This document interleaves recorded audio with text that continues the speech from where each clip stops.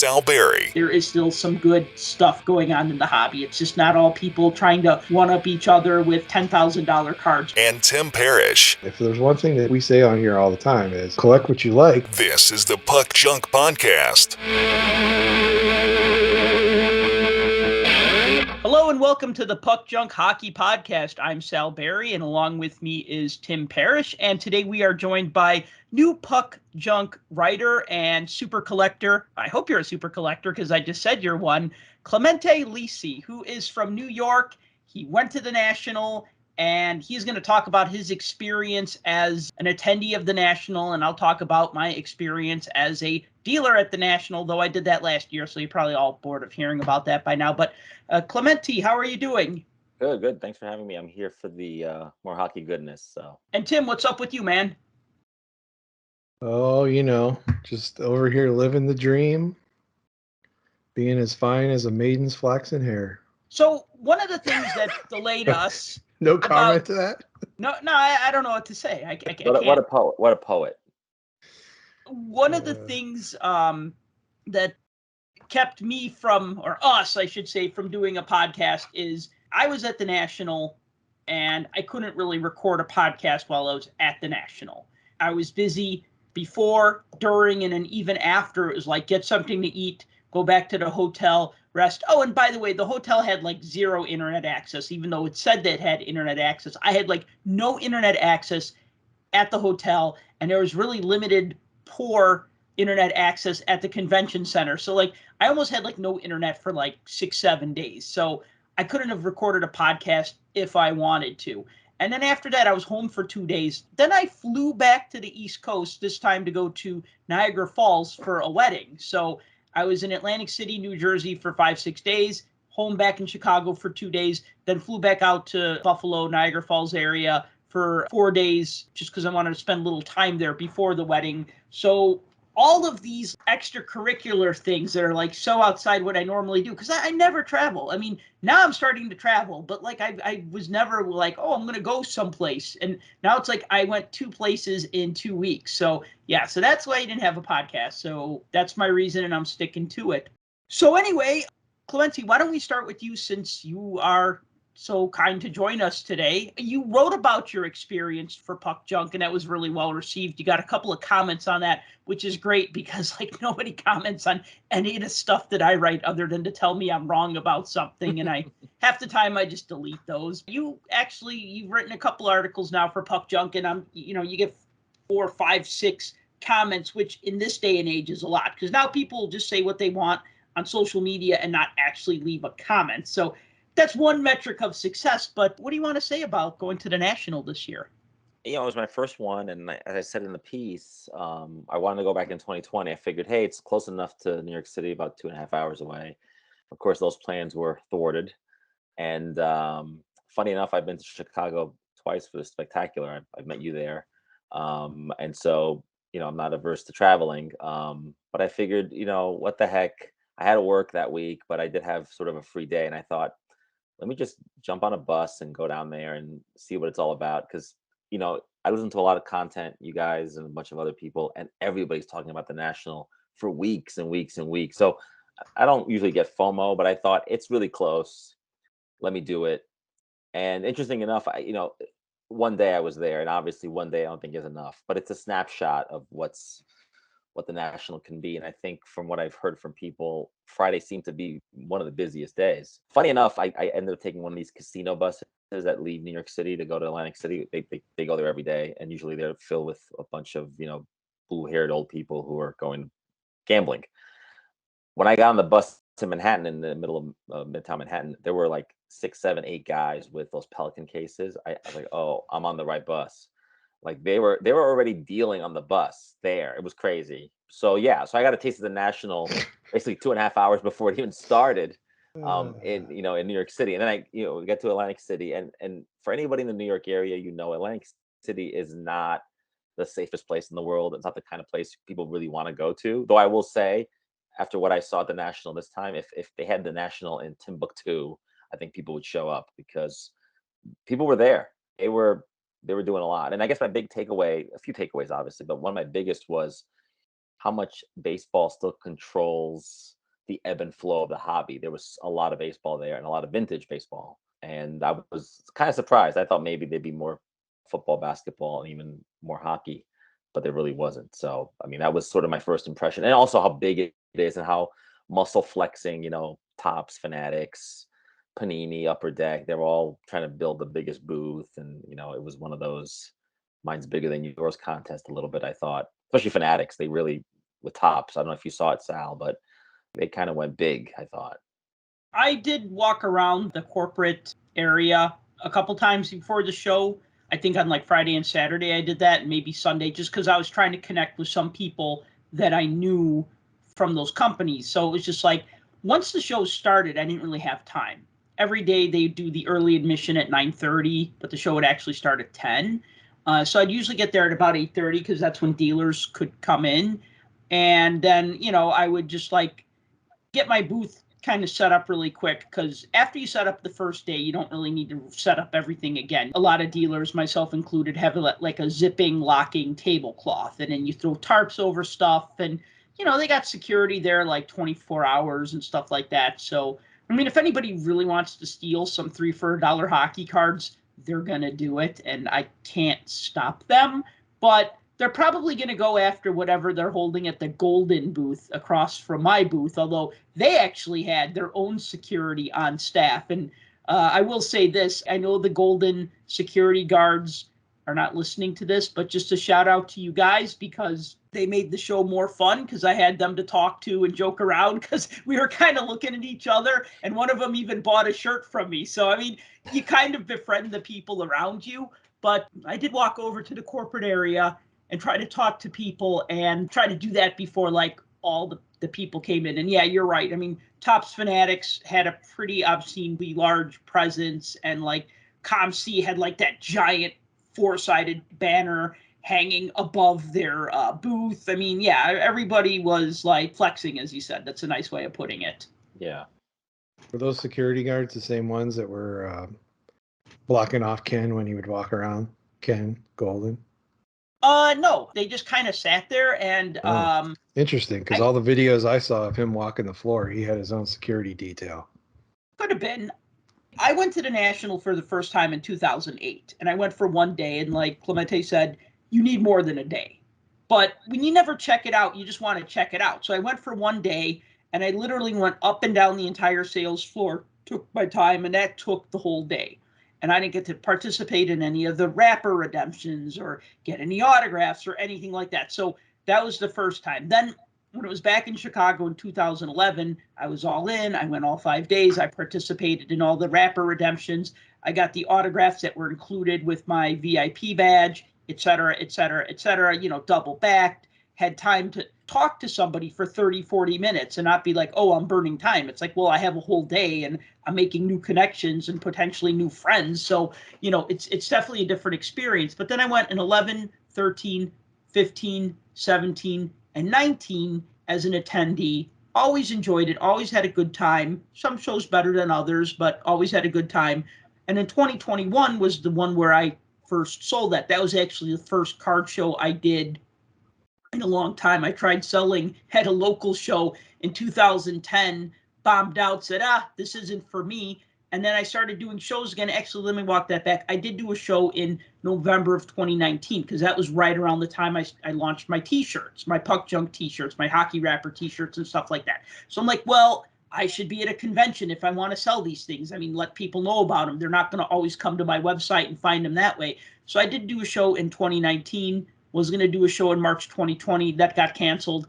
And then like the next show that I could do was the National in 2021. It was in Chicago. I knew people who had a booth there. They subletted me some space. Then I caught the bug, and I'm like, oh my God, it's so much fun to sell things and make money. It does get a little, I don't say like to your head, but when you do something and you succeed at it, then you want to keep doing it. But then like I kept doing shows after that, and it's fun, but you don't get that same experience. Like, even if I wanted to get an autograph, I wouldn't have had time. If I wanted to participate in a wrapper redemption, I wouldn't have had time. If I bought anything, it was because people brought it to me and said, you're buying hockey cards. Would you buy any of this, right? or it was like a surgical strike. Like, I'm going to go to that table that's over there and buy one thing and then hurry back. That's kind of what it was like. It was busy. It was a busy show. Clemente, what time did you get in there? Because it took you about 3 hours to get in. Yeah, so I got there around 10:30, and when I got there, people were already in, obviously, and there was no line to get in. I just walked right in. Mhm. So that was good. But yeah, it was just massive. And I like that it was one massive space. There wasn't multiple rooms or anything like that. It was just one big space. And I think Atlantic City may be bigger than Chicago in terms of the square footage. Just the location is not ideal, and I have heard rumors that maybe this is the last one in Atlantic City. So that was another reason I thought I should go. I'm like, maybe they'll get it out, take it out of the rotation, and then what happens? Right. So And that was your first national, you said? yeah, that was my first one. It's funny. I've known about it for many many years. Just never had a desire to go because we have some pretty decent card shows in the New York region, Yeah. including in White Plains and Yeah, you got the White Plains show, so yeah, and I that's a think big one. yeah, that's pretty big. I mean, that's about 400 tables, and it's Right. sort Wow. of quarterly, so that's pretty big. But the pandemic has obviously changed things and flow and interest. So, like you said, Sal, you want to go to these big shows because just to see people, meet people. I mean, it was hard because the Wi-Fi wasn't working, and there were people I wanted to meet up with, and I was Hmm. texting them, and they were nowhere to be found. The reason I saw you is because I knew where your table was. Like I wrote in my piece, you were always very busy on that Friday, and you told me when you started that day, oh, I think today was gonna be very busy. So maybe you were right. Friday was the crazy day. Friday and Saturday were both pretty crazy. Like, Wednesday was slow. Thursday, Friday, Saturday were all very consistently busy. I think Friday, Saturday were maybe a little busier just because those are the weekend days. Sunday was not as busy. In fact, I probably started packing up a little early on Sunday, but Sunday was still a good day. I mean, if I didn't set up on Sunday, it would have been a loss. Tim, you could attest to this. Like, if you ever go to like the Chicago Sports Spectacular and you go on a Friday or a Sunday, like Friday you have dealers who don't even bother to set up, and Sunday you have dealers who pack up like Saturday night and just go because they're like, well, I made enough money and this way I could get home earlier. But like, nobody does that at the National because it's the National, and also because it's really hard to pack up and leave, because what a lot of the dealers do is they get to bring their cars or their trucks into the exhibition space to load. So you can't really do that until like 5:30 was like the earliest that was possible. So a lot of dealers just kind of slowly started packing some things up and just kind of, waited it out so that when it was time to bring in the trucks, they kind of had things ready to go in. I do appreciate that you did stop by. You said hi. I was busy, and you got there. You said like 10:30, and you weren't there for all 5 days. So I mean, you had a lot to do, and you had to get it all done in one day. Yeah, So it was ironic that sort of the juxtaposition between that and the Chicago Sports Spectacular, where we talked, I think, for over an hour. yeah, There were tumbleweeds at that show, I thought, and so by comparison, obviously, and you can't compare anything to the National, but yeah, it was bigger than I thought. And in my mindset, I thought, okay, let me go on Friday to avoid. There's a lot of beach traffic on the weekends in Atlantic hmm City and then in the Jersey Shore in general. So I thought I'd avoid that, and I figured Sunday would be slow. I thought Saturday probably would be the biggest day because people are actually off on the weekend and want to go for the one day. And I think it's not unusual to find day trippers to the National, especially if it's in your metro area. So that's not unusual, I think. I mean, do you see that, Sal, in Chicago, where people would just go for the day or the weekend, even if they live nearby? Or for the National. yeah, I can attest to that yeah, as a you thing. you do it right, I've been to 9 of them, and I've only gone to one day all 9 right. times. What I do and what I'm there for, I can polish that off in a good day. Yeah, maybe I don't see every single table, but I'm also not getting in autograph lines. Right. I'm not an autograph chaser from the standpoint of going and standing in line and waiting to meet the guy and talk to him for a second and have him sign whatever. I could see myself doing that, but I also like to have a house and pay my mortgage. So that's not feasible.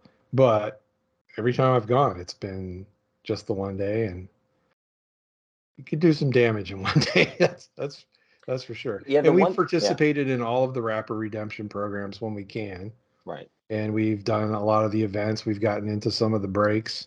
I've taken my kids. We've done all of that kind of stuff.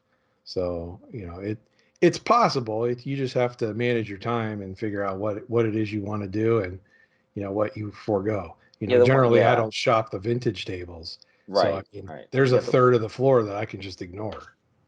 right. Yeah, the So one thing I couldn't do was sit at one of those dollar boxes and go through every single car. I couldn't do that because that can take an hour and a half. So I did do a lot of showcase. And my want list was sort of varied. I didn't know what to expect. I had gone to the Toronto Sport Card Expo, which is a very different experience, I will say. And if you like hockey, I would definitely go there and not the National, to be honest, because just the percentage of hockey that's there obviously is way bigger. absolutely. Um, the one thing that's confusing is that you have to constantly keep thinking in Canadian dollars as opposed to American, but that's the only thing that I found challenging in Toronto. In some ways, Toronto might be even closer to me than Atlantic City just by flying there, to be honest. Hmm. So it's kind of funny that way that if I had to pick one or the other, and I actually went to Toronto for the whole thing, because in Hmm. my mind I was not going to go to the National at all. And then as it got closer and closer, I thought, let me just do a hit and run. Let me just go quick, come back. I can all do this in 24 hours. And yeah, like Tim said, he's done it before. It was great. I think you can do it, like you said, in a day or two. I know people that went for 5 and told me, oh, by day 3, I was bored, or I seen it all already. I mean, And at that's that the point, thing. That's the thing. If you're not a dealer and you need to be there in order to capitalize on the sales, once you get past a certain point, unless you're really there to get the autographs for the guys that are scheduled on the different days to sign, it's kind of the same recycled thing every day. I mean, you can take part in the different events that are going on the stages with its different speakers and all of that, but again, the sales floor is the sales floor. You know, Pretty much the same thing that's there on a Wednesday and Thursday is also there on a Friday and Saturday. But Yeah, again, but maybe I not on a mean, Sunday. well, the thing is like people would say, "Oh, do you have this card, or do you have a card of this player, or a rookie card of this player?" And I would say, I think about it for a second. I said, "You know what? I'm sorry, I did have that card, but I sold it yesterday, or I sold it an hour ago, or I sold it 2 days ago." And so sometimes just luck of the draw. People will pay more money to get in half an hour early. That was, I guess, the VIPs and the super VIPs got to come in a half an hour early, and that's the 5 day admission. They didn't really do that. I mean, that first half an hour was nothing. It was when they let everybody else in, there'd be like a wave of people that would just come in. It's Yeah, got to I make mean, sense, though. That's the thing. If it doesn't make sense in order to have the package, if there's not something that's going to be feasible for somebody to say, hey, I'll pay the extra $100 or whatever it costs for the admission, whether this is the case or not, I think the vast majority of people that were vocal about it on social media have kind of said that some of the extra VIP stuff was kind of lame this year. So I yeah, don't know. I can't speak from that. So I mean, I don't know, because usually what you get a goodie bag, and there'd be an exclusive 5 card set from Tops and an exclusive 8 card set from Upper Deck or something like that, right? Like there'd be like the VIP only sets that you'd get from like the major card companies or stuff like that. When I would go and I'd buy the VIP pass, it was because I liked to get those autograph tickets for they call them the VIP signers. And I'll just say those are the cheap signers. The guys who are charging very little is relative. I mean, $20 to $30. I think at this show it was like $29 was kind of like that price point. So like players like Don Money, the baseball player, and Stephen Baker, no hockey guys, unfortunately. But what I would do is I'd get those tickets and I would trade with other people. I'd see somebody in a White Sox jersey and I'd say, hey, I got this autograph ticket for Ron Kittle. Would you trade me an Eddie Olczyk or a Murray Bannerman or a Pierre Pilote or whoever it was? Like this is again at the Chicago show. So then I'd end up with like a bunch of like autograph tickets for like the same guy. So then if you're waiting in that line, you're getting 10 autographs from Marcel Dion and not just one, and everybody would do that. They'd swap them with one another. And to me, that's what makes it worth it. If there's enough people you want to get autographs from, and you're going to go anyways for 5 days. I mean, you could pay $25 out of pocket for one day, or you could buy the 5 day pass, and then you get the autograph tickets. It's cheaper admission, et cetera, et cetera. in terms of the autographs, I mean, there were a few hockey guys there. I mean, I would have wanted to get Brian Leach or someone like that, but to go on that day and then spend half the day, because I did venture to where the signers were, and it was bedlam over there. It was really chaotic, and people are waiting in line for a long time, and so I didn't even try that. But yeah, I would have liked to have met him, for example. And Yager was there, and he was in Toronto, which is funny because in Toronto the people in Canada are just much nicer, and the crowd was just more orderly. I remember when when Yager was there, they all applauded and they all lined up. And then here, I didn't even see him. But when I saw his name that he was going to be on the list, all I can think is that maybe he wants to cash in a little bit now. He's doing shows now regularly. So, and he's expensive. I think in Canada he was $150 Canadian. So, And here he was like 149 American. yes, so he's expensive, but people want This him. is And the first time I've seen him on an autograph list in a long time. It's the first time he's done a national. Right. Even smaller shows. I know you said he was in Toronto, but even some of these other shows that have TriStar as sponsors and have a lot of guys, I haven't seen him do shows like this for years. So a couple notes I just want to mention here. So my big sellers for the 5 days, if this is any indication of what's hot in hockey right now. Of course, you always have your mainstays like Ovechkin and Crosby. I don't have rookie cards of either of them. And it seemed like unless it was like an Ovechkin young gun or a Crosby young gun, nobody was very interested in anything else. Like I had a couple of nice Crosby jersey cards that nobody was interested in. Said shocker there. Right. And every now and then to sell like maybe a couple of like $1, $2 Crosby or Ovechkin cards. But like they'd be like, got any Ovechkins? And I'd be like, everything I have is like between $2 and $10. Oh, okay. Like they wouldn't even look. They wouldn't even think, maybe I can find something I need. But then every now and then I'd get somebody who would buy like $20 worth of Ovechkins because I'd have all these inserts that they didn't have. I don't want to say they're true collectors, but the true collector is going to be like, I collect this guy. I don't have that card. It's $2. I'm going to buy it. The investor is only looking for that very high end. How dare you use that word? So the players, anything Cale Makar sold. If I had 10 more of his cards, they would have sold. Even second-year cards sold, parallels sold. It didn't have to be a rookie card. If it had Cale Makar on it, I sold a Topps sticker of Cale Makar. Okay, that's how hot he was selling, Tim. When I was able to sell a Topps hockey sticker of Cale Makar. I'm convinced you're just inserting that to get the sticker talk into the podcast. Right? No, I was just. He can't go one episode. He has to say that word. Okay, so Cale Makar, and of course, knowing the region, Jack Hughes, big seller for me. Adam Fox, Igor Shesterkin, Flyers legends like Bobby Clark, Eric Lindros, Ron Hextall, Rick Tocchet, and then also Moritz Seider, because he won Rookie of the Year. I sold a lot of T-shirts at this show, even though it's the middle of summer. People are like, oh, cool, hockey shirts. Right. And that's great because I might do the Chicago Sports Spectacular. I might sell like 10 to 15 shirts. And I go, okay, this is good. But then I might like put the shirts on sale, send an email out to everybody that's on my list and sell one shirt. And I'll be like, nobody likes the shirts. I suck. I made a mistake. These are terrible. And I do the national and I sell 40 shirts and I go, okay, I'm onto something. People like them. You know what I mean? And that's good because then that gives me money to do new designs. Like my latest design, the Fat Guy hockey shirt, was actually a popular seller at the show. And I was smart enough this time to get them in 3X and 4X, and those sizes sold pretty well for me.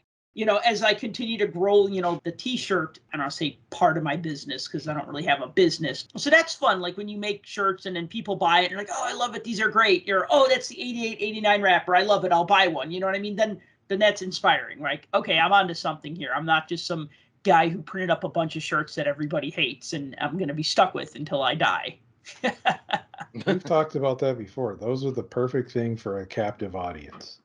Having them on a website and stuff, people have people can make the choice and just click the X and go away, even though they think it's cool. And every time anybody sees any of those shirts, whether it's us wearing them or somebody randomly wearing one, they're always like, oh, where'd you get that? It's really cool. Having that captive audience, like that's your audience, is right there in the building. Did you know how many you sold? Do you have an idea? I don't want to say. We'll just say it was over 40. That's over awesome. 40, less than 50, That's awesome. I don't want to brag. Oh, I sold all these shirts and I sold all these. I don't want to talk like dollar signs. I always want to know if you sold any, because that's always been like I don't want to say the sticking point, but that's kind of what got me back into doing the shows, though, is because I started with these shirts and I said, well, I got to start doing the shows. So when I did that show in November of 2019, I didn't bring any cards. I just brought shirts. And then I thought to myself, okay, well, if I'm going to go through the trouble of being at a show, I'm going to bring more stuff to sell. So then when I was going to set up in March of 2020, I actually had quite a few cards set aside that I was going to bring. That show got canceled.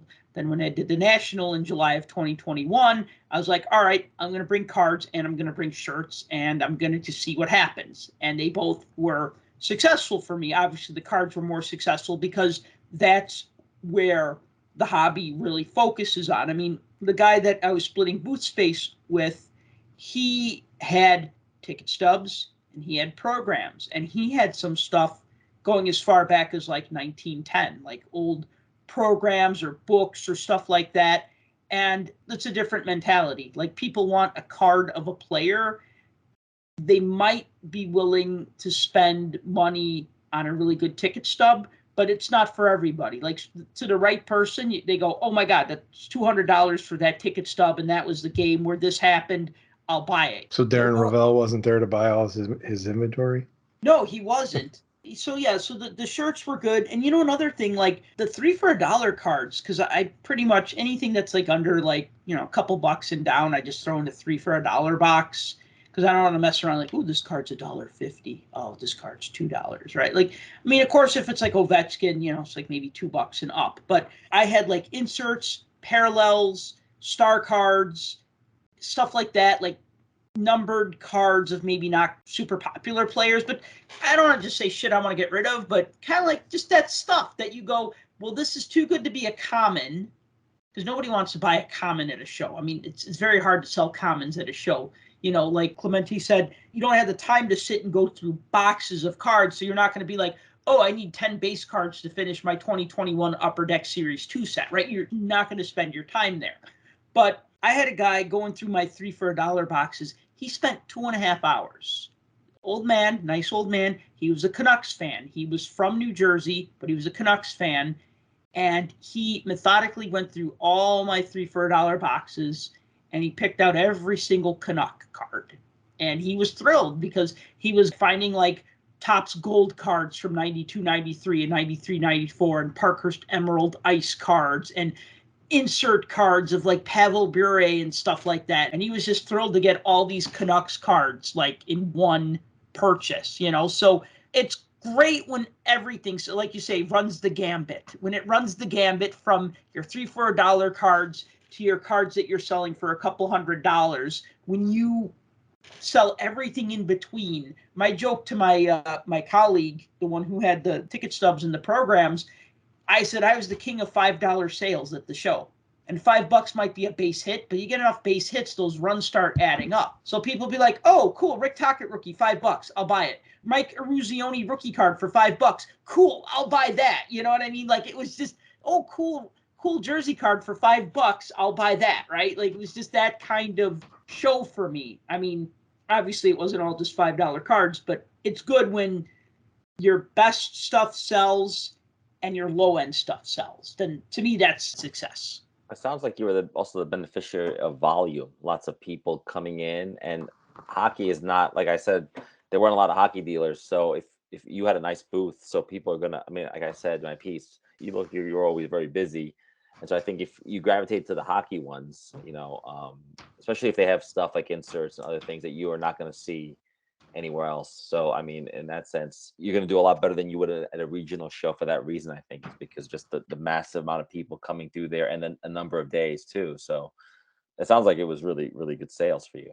I will just add one thing to this, but I got a question for you. The things that did not sell, that surprised me, that I thought should sell, I hardly sold anything New York Islanders.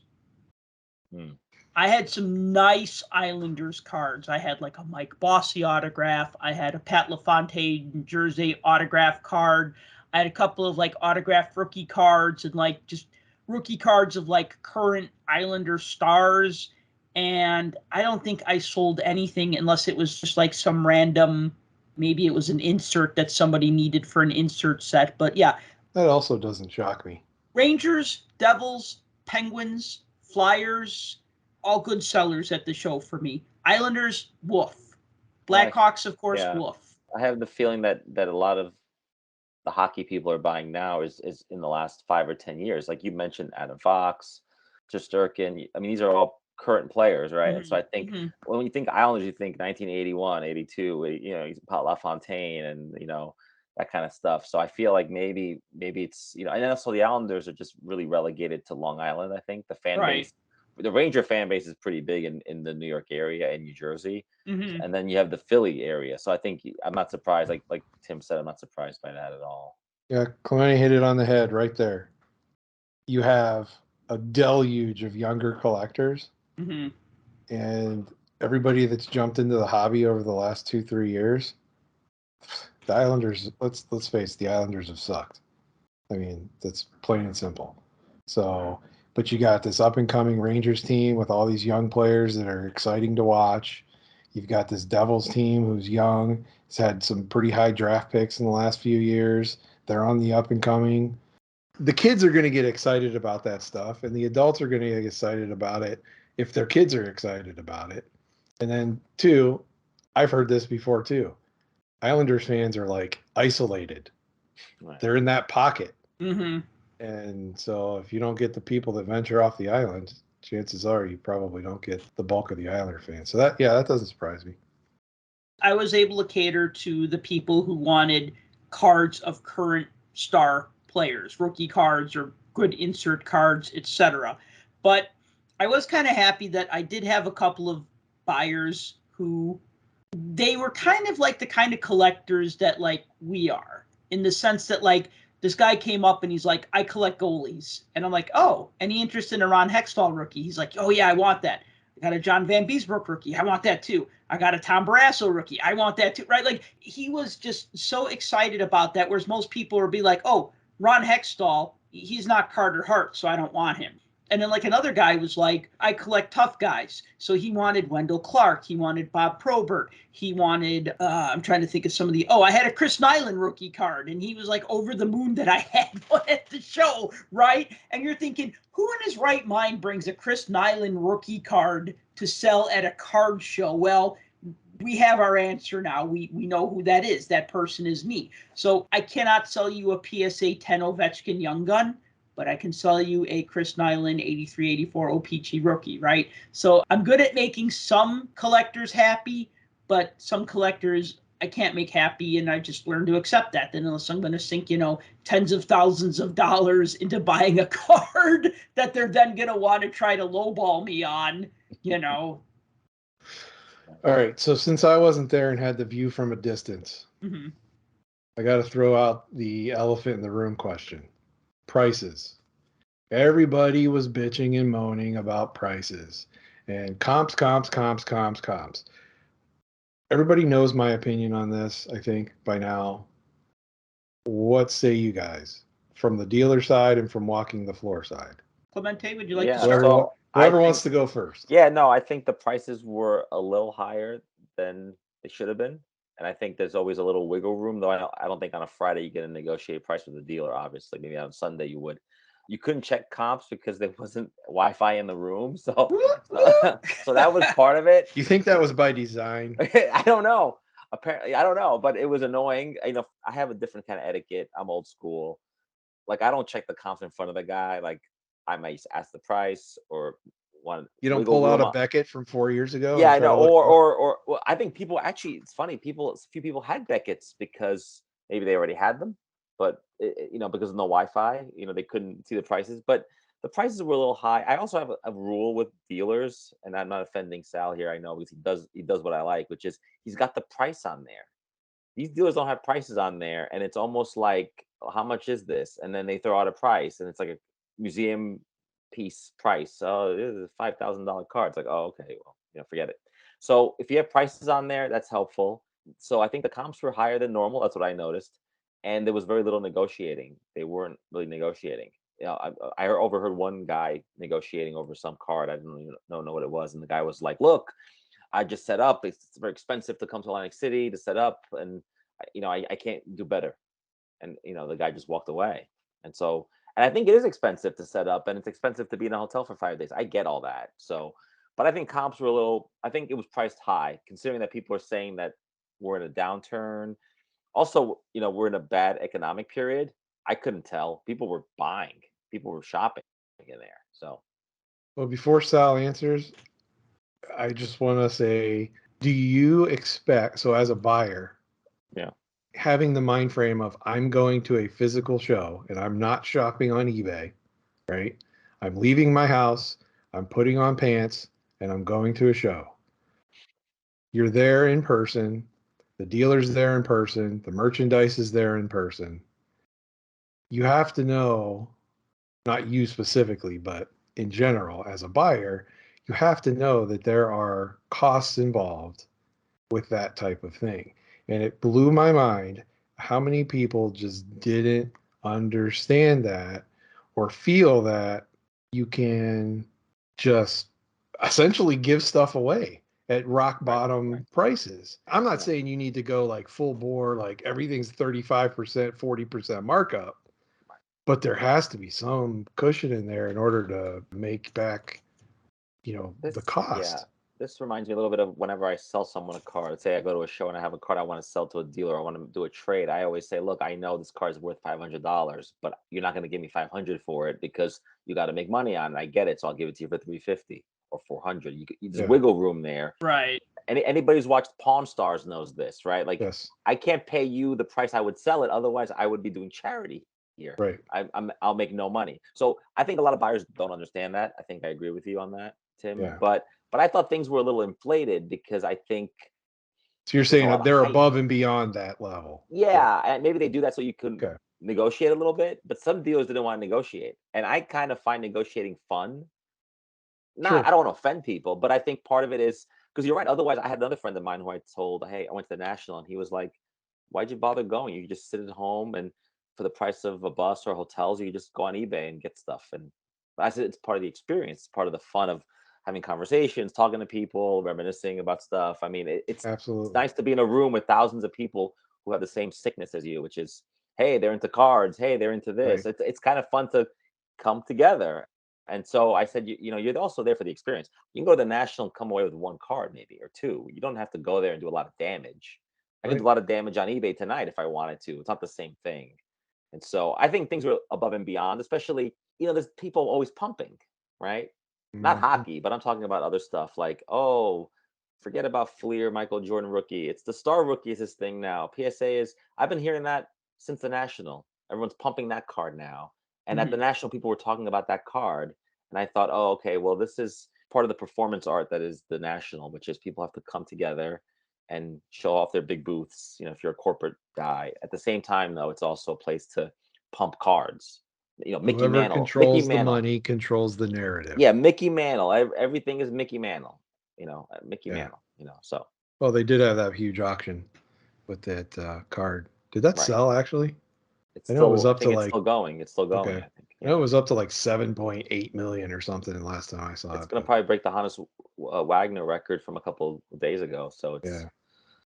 All right. So Sal, from your end, basically the same question, and I know we get this all the time. It's, can you do better on this 50-cent card? How much of that was going on? I got some of that. So I want to mention a couple of things just to kind of tie in to what we're talking about with comps and such. But a couple of the complaints, lack of parking. People didn't have places to park. And so they were complaining because they'd have to park and then they'd have to take a cab or an Uber from where they parked. So there's even more money. Right. So that's part of it, part of the problem. I heard that the concession stands were running out of food. That's what I heard. I didn't buy any of their food there, but I did take a couple photos of the menu. I noticed that they had the menu on like a sandwich board, I guess you call it, outside of where you'd walk in to get the food. And they listed all the food they had, but not the prices, which is always a bad sign. When you see the food listed, but not the prices listed next to it. So I went in there and a bacon cheeseburger with fries was like $17, just to kind of give you, or 15 for a cheeseburger with fries, 17 for a bacon cheeseburger with fries. And then I want to say that that's like more than stadium prices. Maybe the Philly steak, I'll have to check. I got pictures on my phone of it because I think it's funny that the same people who are basically paying over comps for a hamburger are complaining about paying for over comps for a trading card. Like, I wanted to see these That's a very bros, good point. these bros with their cases, with their phones, being like, "Hey, cheeseburger at McDonald's is $4.95. Why am I paying $15 here? I'll give you $5 for it." You know what I mean? It doesn't work that way, right? I mean, one thing when people would lowball me on stuff, okay, not everybody lowballed me. Actually, I don't think most people did. Most people were actually very polite. I don't think I really had any arguments with anybody or really anything bad. These hockey card people are rational. For the most part, but the thing is that yeah, I'm sorry, they did are. I say that out loud? No, you know what it is? It's the non-hockey people trying to sell me stuff, and then they Yes. get offended when I don't want to give them what they want for it, and then I Yep. explain to them that I need to sell it and make a profit. There was this nice young man, probably like 10 or 12, and he wanted to sell me a card for $15, and he's like, "Well, you could sell it for 20." I said, "No, just because one sold for 20 on eBay doesn't mean that I would also sell this card for 20 on eBay." I said, "If you think I could sell it for 20, I only want to give you like 5 to 10 because honestly, because somebody might only want to give me 10 or 15 for it. Just because a card sold for this much in the past doesn't mean it's going to sell for that again." But that goes both ways, right? Like if an Igor Shesterkin Young Gun canvas card sells for $175 on eBay, that doesn't mean that the next one needs to sell for $175. I feel like, well, I can ask $200 for this because the card is on a steady incline, right? So people sometimes think, well, it sold for $180 on eBay, I'll give you $170 or I'll give you $180. And you could say yes, of course, or you could think, well, no, this card is on an upward trajectory. I want to be the guy who breaks that next. People bidding on the Mickey Mantle rookie that we just talked about. Well, not rookie, 52 tops, but sorry, everybody calls it the rookie, but whatever. They don't say, well, the last one sold for $4 million, so I won't pay any more than $4 million for this one. And then the bidding ends at $4 million because that's what the last one comped for, right? My joke is that nobody wants to buy a bunch of $5 cards and then say, "Can you cut me a deal on this?" Although sometimes they do. They'll grab a stack of $5, $10 card. "Oh, heck yeah, I'll cut you a deal on that." You know what I mean? But when it's like they want to cherry pick the one card and they're like, "Oh, that hot rookie card, can you do any better on that?" And I'd say, "No, I'm sorry, I can't." And a lot of times the person would nod, they'd reach into their wallet and they'd hand me the money and then they would thank me. And I wasn't like gouging, but I wasn't going to like bend over backwards to like give away my best stuff because I have to make money. It cost me money to be there. It cost me money. Me and a friend road tripped there. We spent money on gas. We spent money on hotel. We spent money on food because you're there for 5 days. You're not going home and cooking. You can't, right? So all of these things influence the prices. But at the same time, you're also giving people the opportunity to get a lot of stuff that they want at once. Sometimes they could get a lot of the stuff at a bargain. Like if you have the time to go for the dollar boxes, quarter boxes, in my case, the 3 for $1 boxes. So were things over comps? Yeah, sometimes I had things over comps. Sometimes I had things under comps. I guess it just depended what it was and what I thought I could sell it for and what I thought was fair. Sometimes you can have a high price that's still fair. Absolutely. It just depends what end of the spectrum you're on. Like I give you an example of like a low end price. Again, I don't want to really talk about like, oh, I made this much money selling this particular card. So I'll give like some low ball examples. I had a Rick Tocchet rookie for $5. Card comps are like 5 to 10.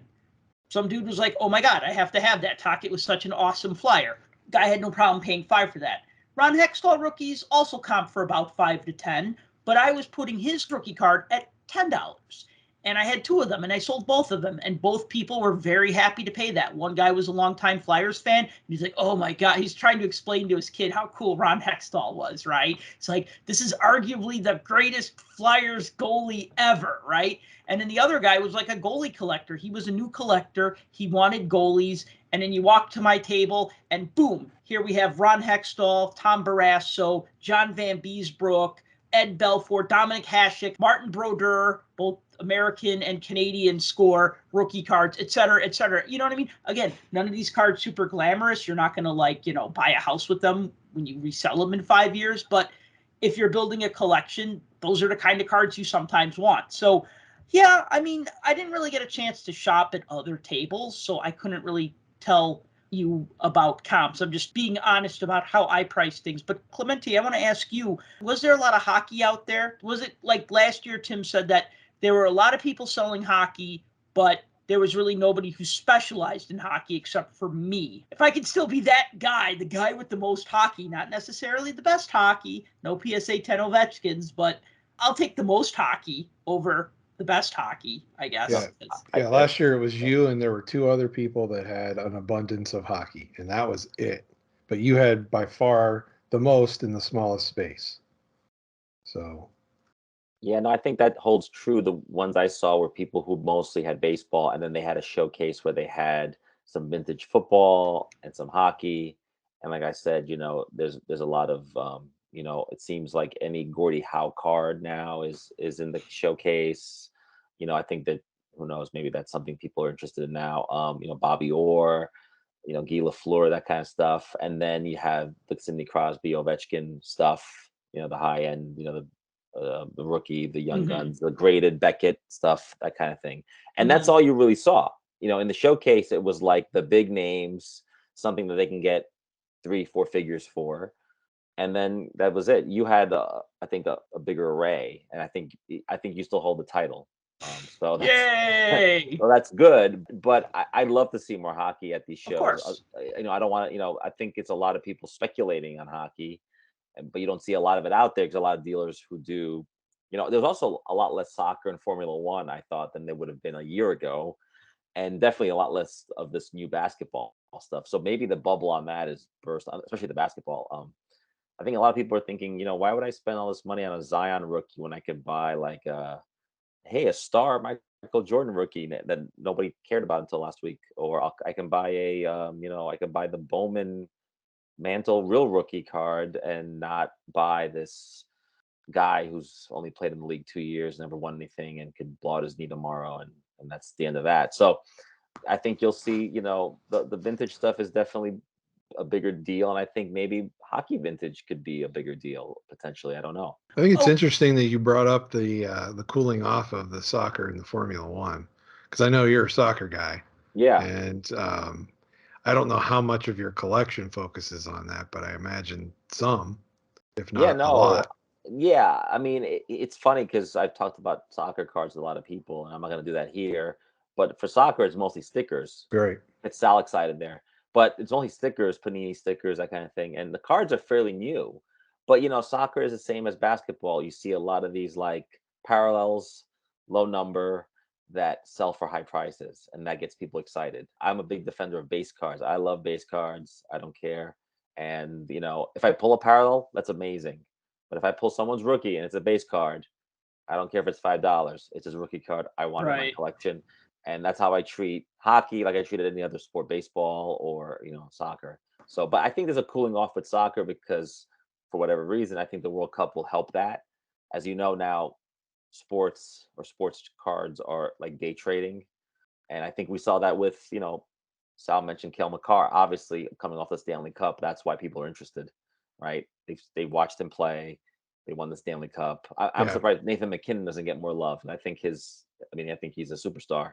And, you don't see people rushing around trying to get McKinnon cards. They're all looking for Ovechkin, because they hear that he's going to break the Gretzky scoring, the goals record. That's what they care about. They care about that. And they care to either flip it or as an investment. I know you hate that word, but that's what they're thinking. And we're not thinking that way. We're thinking of, I need that for my collection, or I need that for my set. And I think we go into it totally different. I mean, when Sal mentions people that I haven't even met who are excited over a Van Beesbrook rookie, that gets me happy. Like, I'm excited to hear that because I'm like, yeah, he's underrated. We can reminisce about him. And, it's his rookie card. And, it's he's a legend. He's a great player, a great goalie. And so I think that's what, when you're into it with your heart is a little different than when you're into it with the guys on the bus. I saw what the case is. Those guys don't care about hockey or anything else. They care about flipping.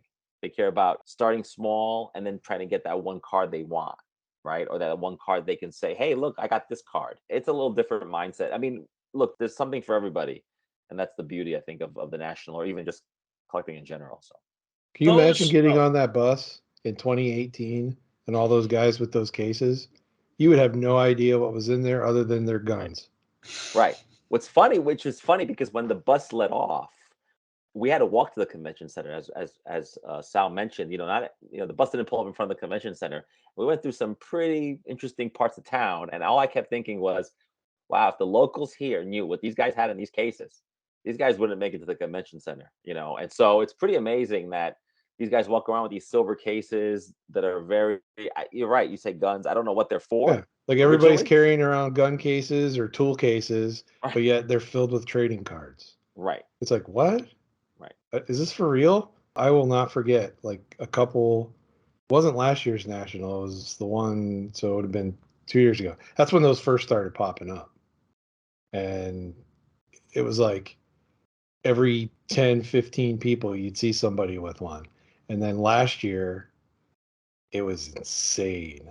Like I remember, my wife and I went, yeah. and it was just, she kept pointing everyone out, and she was just, well, I won't use the expletives that she uses to describe them, but you get the picture. Those that know my wife, they understand. No, I remember a year ago listening to the podcast and you guys talking about it and how, yeah, that was kind of a thing. But you're right. In 2018, I probably would have wondered what are those cases for. Yep. Look, I'd get one of those cases to keep my cards in at home if it's fireproof. But Sal's seen me. I walk around the show with a 400 count cardboard box. That's my Pelican case. Like, Yep. I walk around with that. I put my cards in there, I put it back in my bag, and I've been doing that for years. So I have cardboard boxes. I have those little plastic cheapo sorter boxes that you can buy in like a Target and stuff. Ultra Pro makes those too, right? Where I have those, and I stick them in my rolling backpack, and that's exactly. That's my protection. So those bro cases were out in full force this year. And little kids had them. Little kids have them, and grown-up kids have them. And buying is hard at a show. It's easy if you're buying as a buyer. If you're just going around and you see a card, it's $10. You want to pay it, you don't want to pay it, or you ask the guy, can you take 8, right? Like, those are your choices. You buy it, you don't buy it, you negotiate, right? But if you're buying, if you're selling at a show and people want to sell you cards, so then you buy them from them, it's hard because a lot of them have this expectation that I have this $100 card. I see Sal is selling hockey cards. I'm going to sell them this $100 card for $100. And I want to say, I don't say this, but I'm thinking, no, if you want $100 for that card, you should get a table and set up like I did, because I'm taking a risk by being here. I did a card show a couple months ago. It was a local show, and I didn't really make a lot of money at it. I made back my tables, but it was not a good show. But you know what? You take a risk, right? National is maybe less of a risk because you get so many people, and people are there to spend money. They're there to spend money, but they'll say like, well, it sells for 100, I'll sell it to you for 90, and it's just like, no. I mean, there's no meat on the bone at that. I say, factor in the fact that it costs me money to be here, gas money, hotel money, show money. So sometimes I'd say, look, if you think I could sell it for 100, I want to pay you 50, because if it'll sell for 100, somebody's going to want to pay 80, right? I need to have some room. I can't just say pay 90 for something and then get a $10 profit on it. It's almost not worth your time, right? Because you're tying up $90, and then if it doesn't sell, and then it doesn't sell at the next show, and it doesn't sell at the next show, and then you've overpaid for something, and then there's no demand for this thing, and then it's hard to do, especially with people with the cases. They'll say, are you buying cards? And I'd smile and say, if it's the cards in that case, I probably can't afford them, but I will take a look. I will always take a look at what you have. I'd be like, no, but you know anybody that's selling a DeWalt power drill? That I'll use that one next time. Oh, you got a drill in there? Yeah. I need a Dremel tool. You got one of those in there? Sal, let me ask you this. The people that were coming to you to sell, what were they trying to sell you? Everything and anything. Like, I mean, they would have graded hockey of like players that nobody wanted graded cards of. Oh. They would have PSA 10 cards of like extremely popular. Oh, how much is that PSA 10 Cale Makar young gun? What do you want for it? I'd say $3,000. Okay. Right. Maybe not $2,000 maybe. Okay. I don't know. It doesn't matter at that point, because I'm like, even if I tie up $2,000 on it, yes, it's PSA 10. Yes, it's Cale Makar. Yes, it's a young gun. But that's a pretty big. But let me ask you, and my second question. 2,000 is the new 200. Kind of. But what about this? Aren't the dealers getting undercut at trade nights anyway? I mean, those guys are making big deals at night, right? And they have no tables, and no setup, no overhead. Just, I mean, I told you the guys that were on the bus, one ticket, the guy was wearing shorts, t-shirt, flip-flops, Pelican case. He's going. He's gonna spend the whole day and night there. He could come back with more money than a regular dealer would have made, right? If you factor in the costs like gasoline and hotels and food, right? So I don't know. I feel like the trade nights have become this sort of this unknown weird place where young people are making huge deals. I I'll mean, be honest with you. I saw pictures and video of that trade night, like the first night or the second night. Yeah, the official That's trade night. that scared me. why? Like looking at those photos, that scared me. What was scary about it? What'd you see? That room looked huge. It's a ballroom, apparently. I That think. ballroom looked Yeah. huge, yet it was packed nuts to butts in there. Seriously. Like, and there weren't any tables. Everybody was sitting on the floor, like Indian style, like grown men with sandals sitting Indian style, like they're waiting for a fire drill. Ouch. It was My knees are crazy. hurting just thinking And about that. I'm looking at that going, everyone in that room is going to have, if they don't have COVID, they're going to have some kind of flu or sickness or disgusting, gross crud something. I can walk around the show floor where I could move around and walk away from people.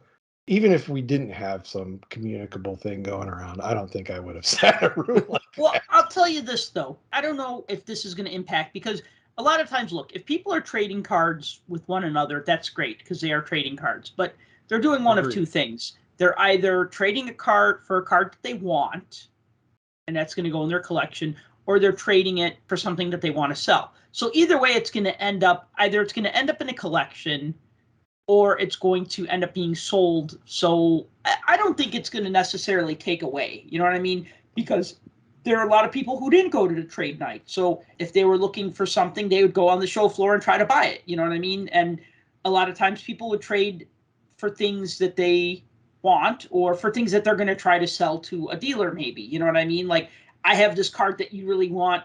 You have some lesser cards that I think I could turn around and sell to dealers. Okay, fine. You know what I mean? Like that. Yeah, That's a but thing. yeah. I feel like we're just different people who are in the same hobby but in different universes. I mean, we're in a universe where, like you mentioned, that man who just sat down and bought all the Canucks cards you had, and Yep. there's that universe that we're mostly in ourselves, and then there's this universe of people buying and trading these 6, 7 figure cards, and they're not collectors. They don't care. They're there to brag and put on Instagram the card they sold, the card they bought, and it's kind of a weird thing. The hobby is kind of two hobbies, right? There's like the Mickey Mantle and Mm-hmm, buying the mm-hmm. Hannes Wagner card, and that always existed. But there's more of that. It's more visible. You know, when I started collecting back in '86 and the '90s, you know, I wasn't walking around with Pelican case with like $10,000 in my pocket. Just it's not Right. possible, right? Like Right. I remember like the best You card weren't I had taking growing. pictures of all your $100 bills Right, laid like out across your yeah, table. exactly. Like the best card I had was a Stevie Yzerman rookie, and like all my friends wanted it or they want to trade for it, and I was like, no way. I still have it, but like today, that's not it. And you know, I don't want to sound like an old man on the porch, but it is like two different hobbies. So like we Have were you all in the listened same, to our show before? we were all in the same convention space, but it was like they were in a different universe than we were, and we were just Yeah. sharing. We were just like ships in the night. We're sharing space, but we're not even speaking the same language. Mm-hmm. Yeah.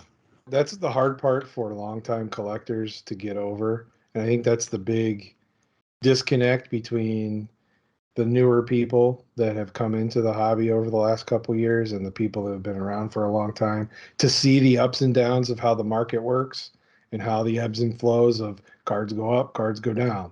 And it's like you have the people come in when it's here and all it's done is to go way up here. Well, they haven't been around for when it comes back down to earth. And it's like, that's why I said the $1,000 is the new $100. You know, it's like they throw these things around like it's nothing, and you're like, it blows my mind. It blows your mind.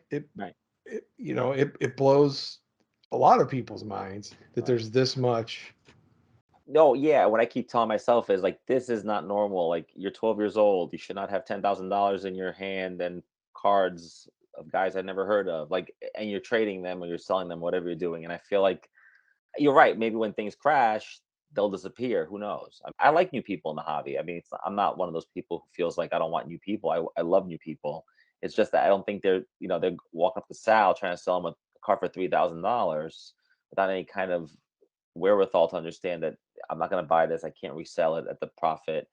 It's just I feel like they're not speaking the same language. And because we're in a social media world, we all see what everyone's doing all the time. Like we hear the content creators, we see Instagram, so we know what people are doing. And so maybe that's why and those people get the most attention. It's a few people, but they make the most noise. That's what it is.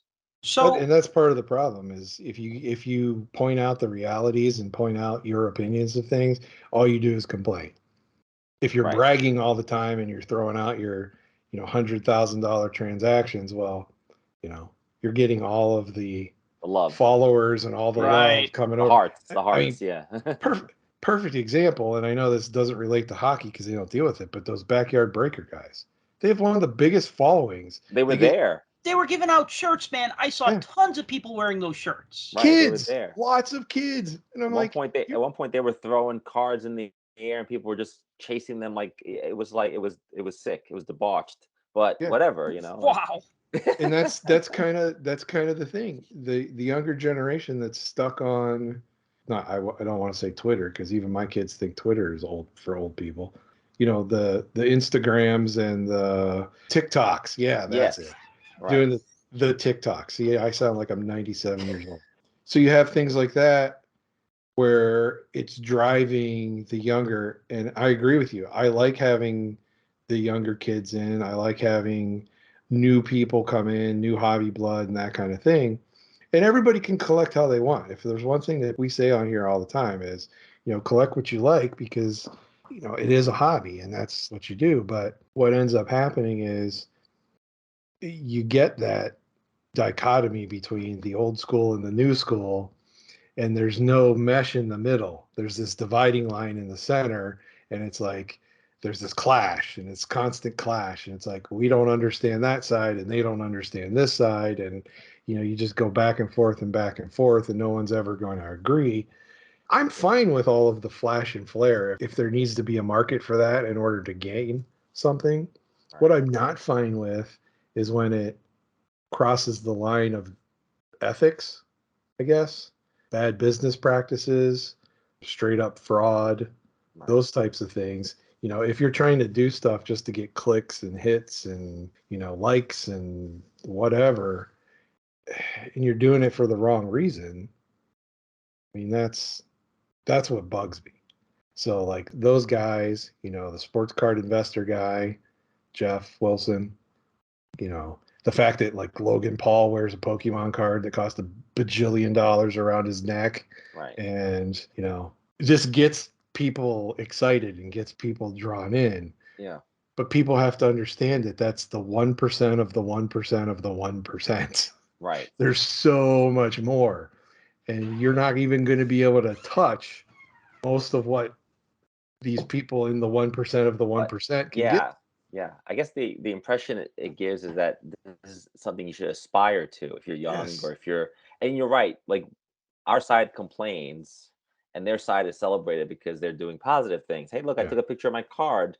Like, why would you hate me? And so you're right. I mean, maybe there needs to be a more constructive way to criticize. And it's true. We know they exist. I think they don't even know we exist. They don't even care that we exist. That guy that bought the Canucks cards from Sal, that guy doesn't exist to those people. He doesn't matter. He's not with it. Right, he's not buying the Zion or whatever is hot right now, right? And so, but they drive the market and they drive the prices, right? So even if Sal's trying to get an Ovechkin Young Guns card, well, it becomes harder for all of us to get it because now all of a sudden this card is worth way more. It's inflated potentially because of the interest of people who normally would not be interested in this card. Kind of reminds me of back in the 80s, like, everything was Hollywood and Beverly Hills and, everybody wanted to be at the Playboy Mansion and just like all of this glitz and glamour, lifestyles of the rich and famous kind of thing. And that's, you're like looking at this going, I can do this. I can be that. I can be this. No, you can't. You could try, but you're probably going to fail because the odds are against you.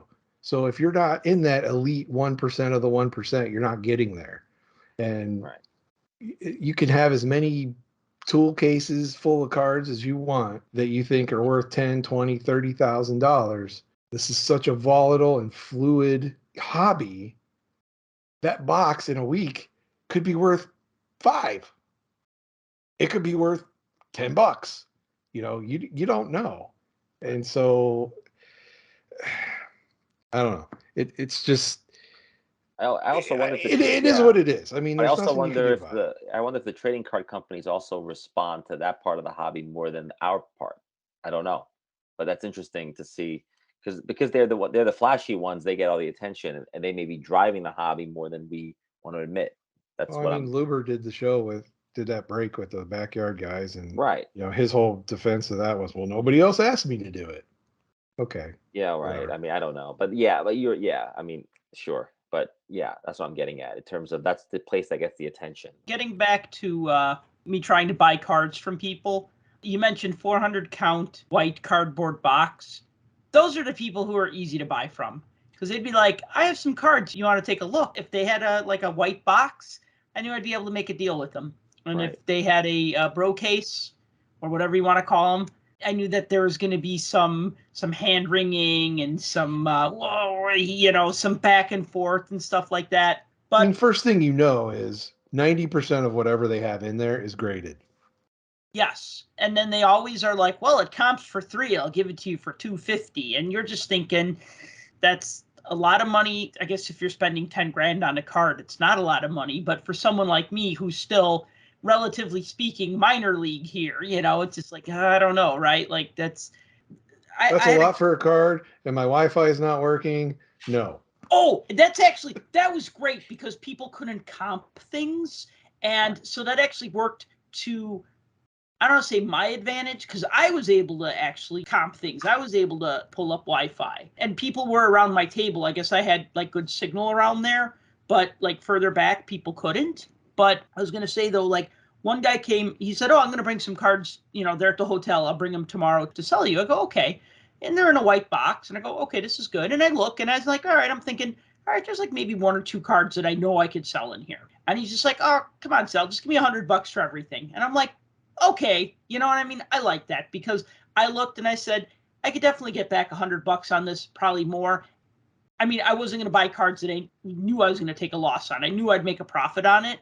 But then I'm like, yeah, all right, that's fine. I like that. I like that easy stuff where they just throw out a number. I could think about it. I could either counter offer. But when they're like, well, I've added up every card in this box, and every card in this box has a value of $700 combined, so I'll sell it to you for $680. And then you're like, yeah, then I have to sell every card in that box, including like the $1 Dazzler parallel of the guy that nobody wants. You know what I mean? So that's when it's a little easier, or when the people don't have any vested interest in it. I'm going to tell a quick story. This was actually a good story, good, like feel good story. I don't want to throw around numbers because, again, I don't want to talk about like, oh, I made money. But somebody came up to me. He was wearing a Phillies jersey, and he had a Jack Hughes autographed rookie card with a piece of patch from SP Game Used, and it was numbered out of 15. And he says, would you give me X amount for this? And I thought about it, and we were kind of back and forth on it a little bit. And, he pulled up comps, I pulled up comps. We kind of agreed that it was kind of a tough card to comp because there wasn't any recent sales of it, whatever. I agreed to his price, and I gave him a Phillies sticker from 1971. Fleer made these water slide decals that I had a stack of. And I'm like, oh, and here's a Phillies logo sticker from 71, right? So he was happy with that. And he was happy to get, the money that he asked for. And, after thinking about it and some negotiating, it seemed, all right, that seems right.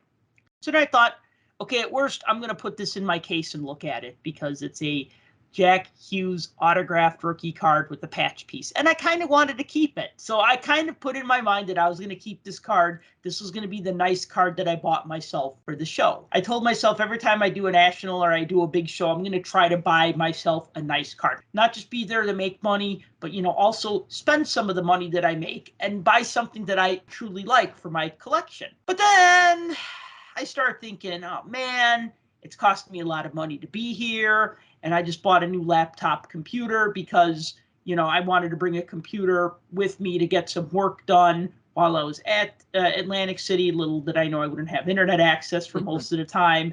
And then I was going to Buffalo the next weekend, and I had to, check email and keep up because I am teaching summer classes in college. So I still need to communicate with my students. I still need to grade work, etc. So you start thinking of those costs, and then you go, maybe I should sell this. I'm in New Jersey. This is New Jersey's best player. It's an autograph. It's an autograph.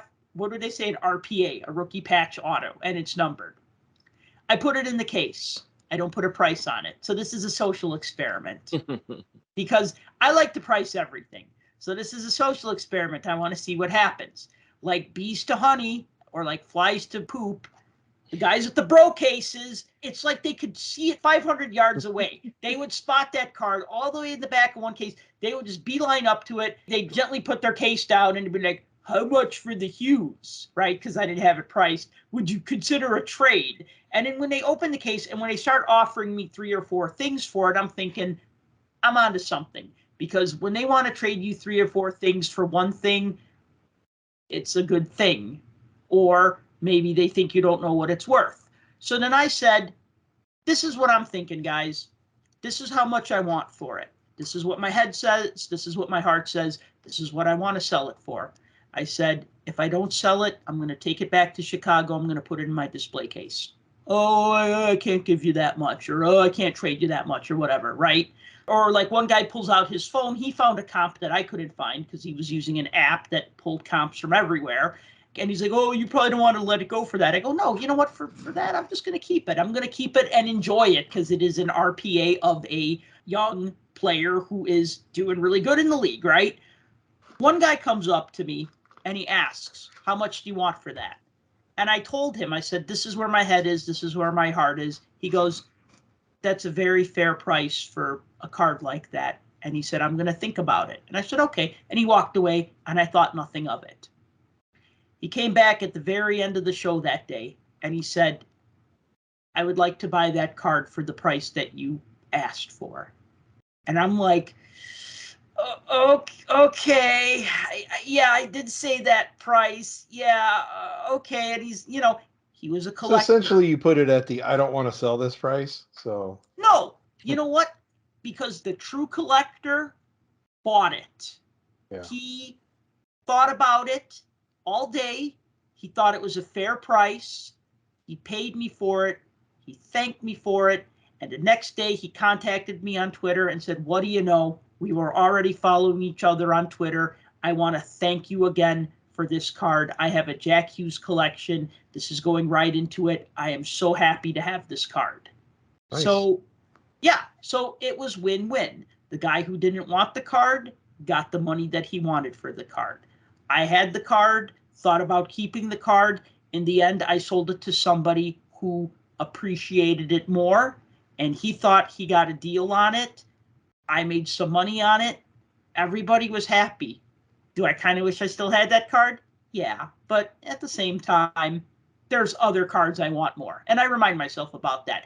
If it was no regrets. Well, you know what? I've probably regretted selling other things in the past, but you get over it real quick. That's the thing. There's always new stuff coming out. And if you really want something, you can find it again.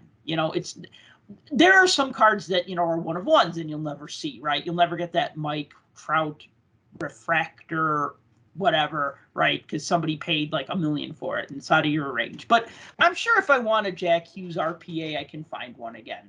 I might even find one I like better.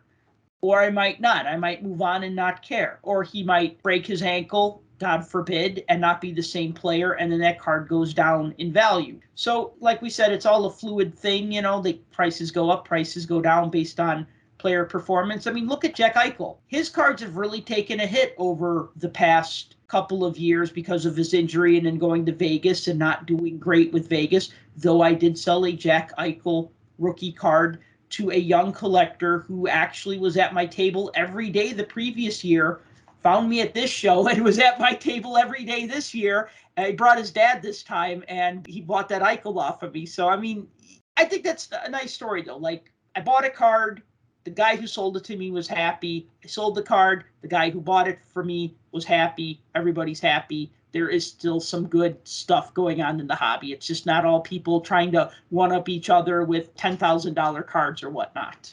And maybe that's sort of the takeaway too. At the National, I had a good feeling. Like, it was fun to be there. People were happy. They were engaging in the hobby. They were buying and selling. And I know we dwell on the negative sometimes because that's what gets attention, in the news. But it's true. I mean, overall, it was a fun experience, and you guys have been to others, and so. So I would go back. Obviously, I mean, my plan is maybe to go to Chicago next year because I've been there several times, and Chicago's a much nicer, more fun city. The convention hall's great. And so, will we have the negatives that we mentioned? Yeah, sure, but they've also been some lean years, I'm guessing, in the past with the National where, they didn't have the crowds they had. But it's probably good to have more people there, more interest, because it's nice to see the hobby being discussed in pop culture and regular media. Collecting cards is not weird anymore. It's not like when we were in high school where it was like, oh, you're those guys, you collect baseball cards or whatever. It didn't matter. Right. You were those people. And now those people are cool, I guess. Not that I am, but That's the thing, though. When I was in elementary and middle school, everybody collected cards. Yeah. right, it was When I normal. got in high school, nope. Yeah, well, that's when you lose people in high school, right? I did it in high school, like you guys probably. So yeah, I mean, but it was fun to see, and also lots of different ages were there, Mm-hmm. men and women, like lots of different people, and I thought that was good.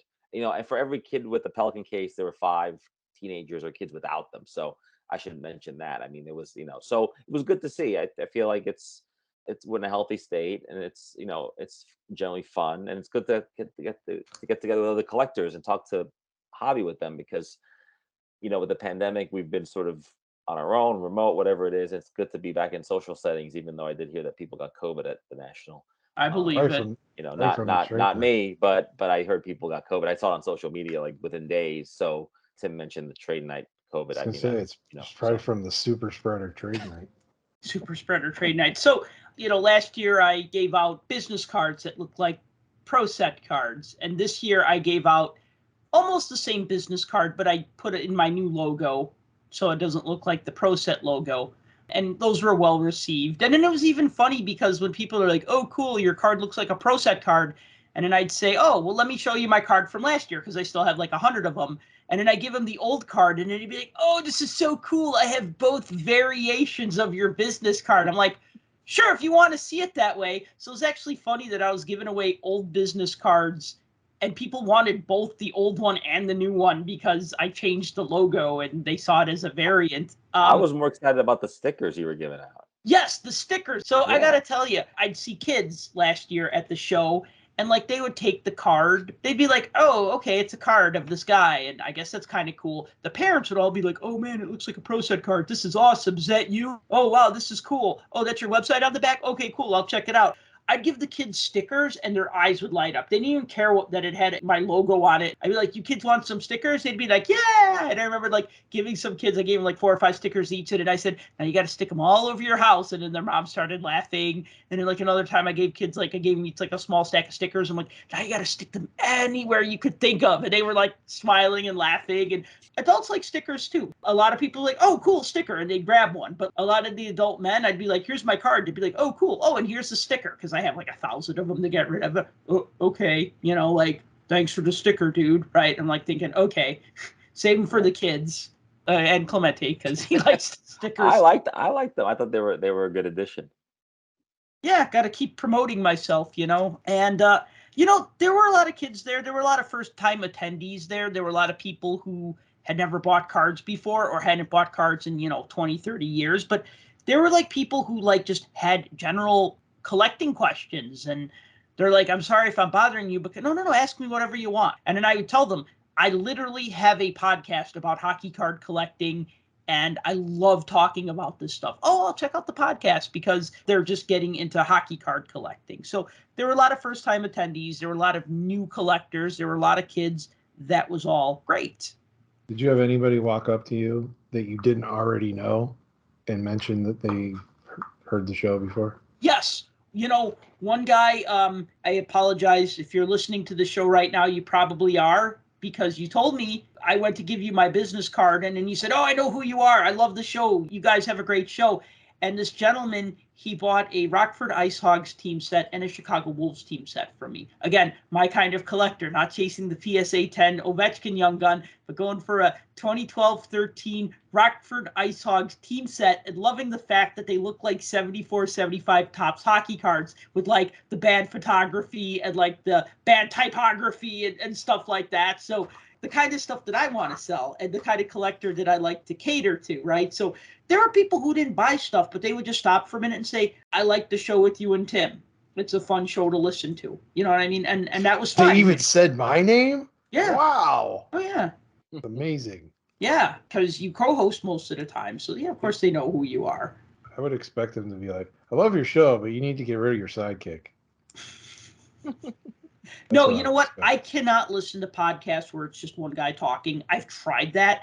I get bored of the person really quick, and then it just becomes a stream of consciousness thing, or it just becomes them rambling or ranting or preaching. And I don't want to do that to other people. Like, even when I teach, I'm a teacher, and when I lecture, I'll say to my students, "Somebody please raise your hand, shout something out, and interrupt me. Let's break up the flow of this." Or sometimes they'll just say, "I've been talking too much. I'm going to drink my coffee. Somebody ask a question." or "Somebody answer this question. Let's discuss this because I've been talking for 10 minutes straight, and that's no fun for any of us." Except the monotony. But I'm going to tell a quick story. I told you earlier there was a young man who was at my table every day last year at the National. Comes up to my table this year. "Hey, Sal, how you doing?" Well, kid's like a foot bigger, so I don't even recognize him for a minute. Then he reintroduces himself, and I'm like, "Oh my God, you've grown." And his dad introduces himself, and I'm like, "Were you at the show last year?" He's like, "No, but my son was telling me how much fun it is, so he dragged me along, and I'm kind of getting into it." So it was a son who got the dad interested in the cards. So they were running around, they were getting some autographs, they were buying things, they bought stuff from my table. But I thought this was really sweet. On the last day of the show, they gave me a puck that they signed, and it said, "To Sal, thanks for the deals. See you next year." And then they wrote their names on it. They wrote their names on the back, and then they wrote Atlantic City 2022. And I said, "It's Joe and Lucas, if you're listening." And I said, "No, you got to put your names on the front, so that when I put this in my display case with my other autographed Blackhawk pucks, which are this type of puck." Don't know if I'm going to displace Tony Esposito or Eric Daze, probably Eric Daze, to put this in my Blackhawk display case. But I just thought that was so sweet. "To Sal, thanks for the deals. See you next year." And I just thought, wow, that's really cool. That it was like a gift, but it puts officially Sal groupies. They're out there. Well, it's like giving somebody a card, like a thank you card. But it was a thank you puck. That's pretty thoughtful. And that's what makes the hobby fun, I think. Stuff like that. So acts of kindness like that are really nice. Yeah, they bought stuff from me. I try to give people deals. I try not to rip anybody off, but they were happy with the things that they bought, and so that makes me happy. Just knowing that people aren't like, "Oh, that jerk Sal, she took my money, and I spent $40 on this card." You know what I mean? Like nobody was like that. Of course, people can always like not buy the thing, but I don't want anybody to ever leave my table unhappy, and I don't ever want anybody to come back to my table feeling like they were treated poorly or like they were ripped off. You know what I mean? Because I've been there. Bamboozled. I've been bamboozled. Bamboozled by Barry. Right? Yeah. Like I don't want to be that. Ooh, that's a good one. It is a good one. Don't you dare. You can make a T-shirt of that. Started trending on Twitter. Yeah. Speaking of Twitter, Tim is no longer banned by ComC. Isn't that great? What a world we live in. See, 2022 is already better than 2021. So, Tim, did they just respond to your request? How did that come about? I talked to the ComC guys at the show. You greased the wheels a little bit? Yeah, so I noticed, I don't know what day it was that you must have talked to them, but I noticed like right after the show started, all of a sudden I was seeing all of their messages. And I'm like, what? What's going on here? And sure enough, I was unblocked. Wow. I'm like, man. Well, I mean, look, when I see stupid stuff, I'll call it out. That's just what it is. And so I don't know what I said or what I did or whatever that got me blocked in the first place, but It is what it is. But I can honestly say that over the last year or so, they've fixed a lot of the issues that I had. So I have no problem. And I even defended them from someone the other day too. So, but yeah, I guess Sal talked to one of their people and they're like, we'll take care of it. So, Well, Tim, you shouldn't be punished for calling a strike a strike. I mean, I agree, but you know, some people are soft with a capital W. So, any last thoughts, gents, before we wrap this show up? No, my last thought is, if you've never been to the National, you should go. It doesn't matter where it is. I think it's a lot of fun. It's sort of like for a day or two, or no matter how long you're there, it's like a suspension from the real world. You're sort of in a different place with like-minded people. It's a lot of fun. And yeah, you can buy the cards on eBay, but it's not the same experience. So I would definitely highly recommend it. Yeah, and I can second that. I mean, even if you don't go there with the purpose of buying, it's definitely a social event for people that do what you do and like what you like. And you don't find that anywhere else at all. Clemente, before we go, why don't you just throw out your Twitter real quick for people, like your Yeah. Twitter address? Yeah, it's at Clemente Lisi, ClementeLisi, and you can find me on there. You want to talk hockey or soccer or baseball? I'm there. So Yeah, I actually had an article published recently about collecting soccer cards for Sports Collectors Digest. yeah, and I also had a piece in the last issue on of all things trade nights, so you can read about that there too. So. Nice. We'll have to check that out. And we'll post some links to that in the comments as well. All right, then. Well, thank you for listening to the Puck Junk Hockey Podcast. As always, if you've enjoyed the show, be sure to like and subscribe. Please be sure to tell your friends. If you want to support the show, you can buy a t-shirt at shop.puckjunk.com. And until next time, collect what you like. For more hockey goodness, follow us on Twitter at Puck Junk.